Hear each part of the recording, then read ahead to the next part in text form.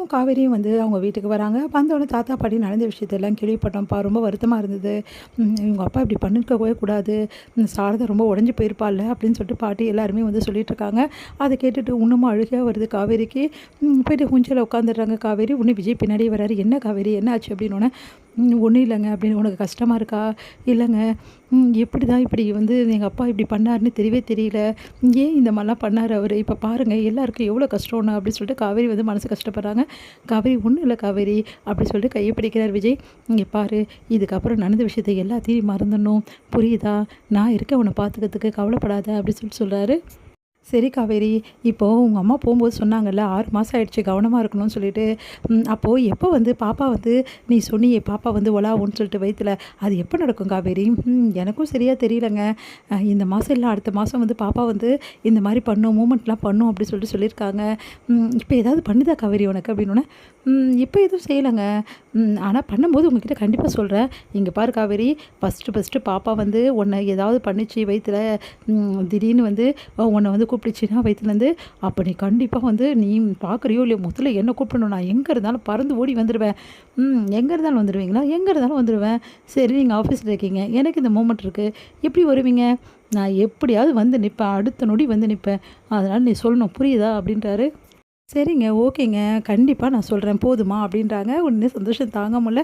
ஏய் குட்டி பாப்பா, நீ வந்து அம்மாவை எட்டி உதைக்கும்போது என்கிட்ட சொல்லணும் சரியா? அம்மாவுக்கு பாவம்ல, அம்மா லைட்டாக உத அப்படின்றாங்க.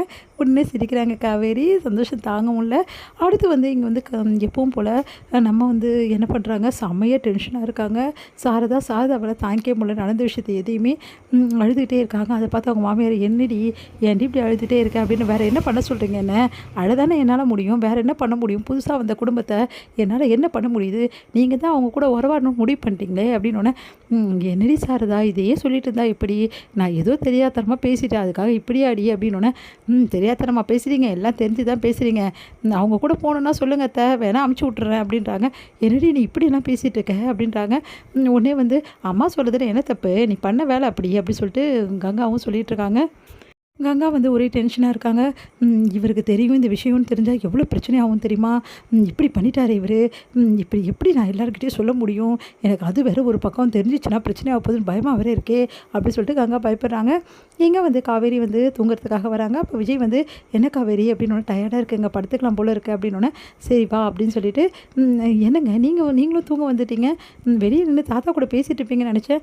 பரவாயில்ல காவேரி, இப்போ உன் கூட இருக்கணும் போல் எனக்கு தோணுதுடி, உன்னை தனியாக விட எனக்கு மனசே இல்லை. சரி நான் உன் கூடவே படுத்துக்கிறேன் அப்படின்னு சொல்லிட்டு படுத்துக்கிறாங்க. அப்போ விஜய் வந்து, காவேரி கிட்ட வா காவேரி அப்படின்னு சொல்லிட்டு அப்படியே வந்து இறுக்கி வந்து ஹக் பண்ணிக்கிறாரு. அப்படியே வந்து அவங்களோட கை மேலே அவங்கள வந்து சாய்ச்சிக்கிறாரு. காவேரி இங்கே பாரு, நீ கவலை, இந்த மாதிரி உங்கள் அம்மா வீட்டு கவலை எல்லாத்தையும் விட்டுடணும் காவேரி. உன் மனசை ரிலாக்ஸாக வச்சுக்கணும். இந்த டைமில் உன் மனசு ஃபுல்லாகவே குழந்தையும் அதை எப்படி நம்ம வந்து கொண்டு வர போகிறோம் இந்த உலகத்துக்கு அப்படின்ற எண்ணம் மட்டும்தான் காவேரி இருக்கணும். ப்ளீஸ் காவேரி, எல்லாத்தையும் மறந்துட்டு மனசை ரிலாக்ஸாக வச்சுக்கணும், ஜாலியாக இரு ப்ளீஸ் காவேரி. என் பழைய காவேரி எனக்கு வேணும், அவள் தான் ஜாலியாக இருப்பா, சந்தோஷமாக இருப்பா, அந்த காவேரி தான் எனக்கு பிடிக்கும் அப்படின்னோடனே, சரிங்க நான் ட்ரை பண்ணுறேன். ட்ரை எல்லாம் பண்ணக்கூடாது, நிஜமாகவே சொல்லு, நீ அப்படி தான் இருக்கணும் இனிமேட்டு சரியா? இங்கே பார், உன் வீட்டு பிரச்சனையை நான் பார்த்துக்கிறேன். அந்த பிரச்சனை வராமல் உங்கள் அம்மா கிட்ட இந்த வீடை ஒப்படைக்க வேண்டியது என்னோட கடமை. அதுக்கப்புறம் நம்ம அந்த வீடை வாங்கிக்கலாம் சரியா அப்படின்னோடனே, சரிங்க அப்படின்றாங்க. இங்கே வா காவேரி அப்படின்னோடனே கிட்ட வராங்க. அப்படியே வந்து ஹக் பண்ணிட்டு தூங்குறாரு விஜய் சந்தோஷமாக.